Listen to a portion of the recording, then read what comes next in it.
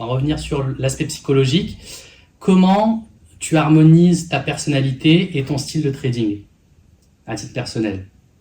Alors, la façon dont je trade, c'est la façon dont je suis dans la vie, en fait. Donc, et ça, c'est pas propre à moi, c'est propre à tous les traders.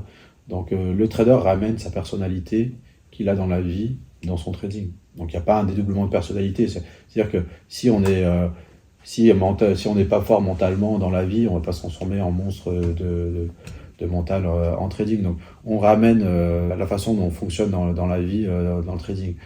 Par contre, dans le trading, si on est un peu chicken dans la vie, on peut mettre en place des choses qui vont faire qu'on va prendre un peu plus de risques, mais on ne se transforme pas en quelqu'un qui est très très fort mentalement, qui arrive à garder des très grosses positions qui arrive à assumer des mauvais trades en trading. Donc, moi, j'ai toujours eu dans la vie un tempérament où ce que je faisais en athlétisme, c'est-à-dire que quand on y pense, on se dit je vais aller courir 6 jours par semaine, je vais me blesser, je vais courir quand il pleut.